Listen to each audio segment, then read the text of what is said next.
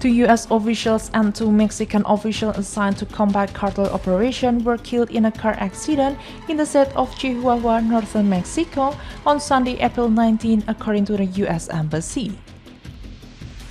Video from the Chihuahua state prosecutor showed reactors, barrels, vats, gas tanks, and sacks at a clandestine laboratory seized in Morelos, where authorities say the officials had taken part in operation to dismantle an illegal drug production site.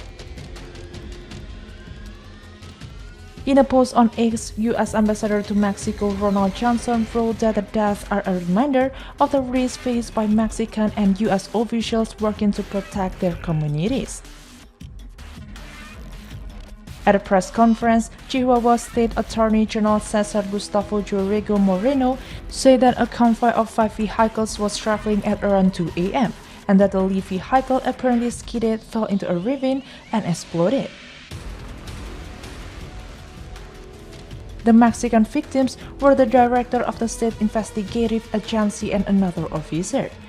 No immediate details were available regarding the identities of the U.S. officials.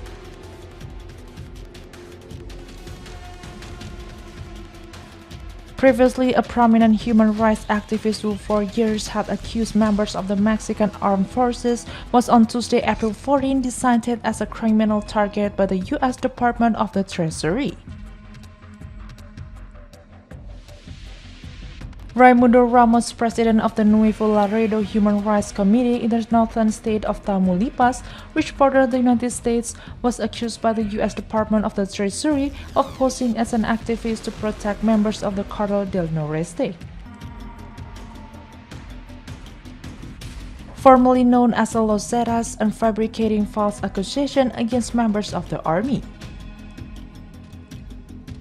Issues related to drug crimes cases were also highlighted when a search group announced on Friday, April 17, the discovery of more than 1,000 bone fragments in Mexico City,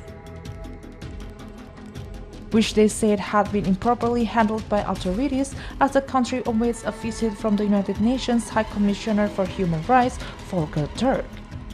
Members of various groups reported 1,076 remains and bone fragments found between April 7 and April 16 in the south of Capitol.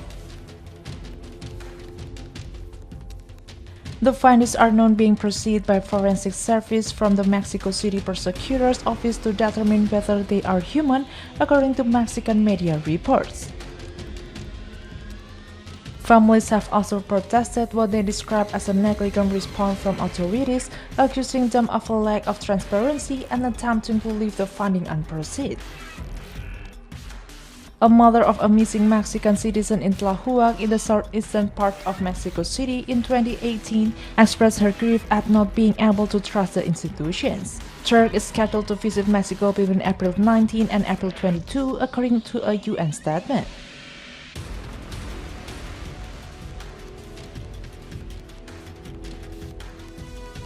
This visit follows an announcement in early April that the UN Committee on Enforced Disappearance decided to request that the UN Secretary-General urgently refer the situation of enforced disappearance to the UN General Assembly to consider measures to support Mexico in preventing, investigating, punishing, and eradicating this crime. Mexico has more than 130,000 missing persons, a result of decades of drug-related violence as cartels have expanded their reach and power.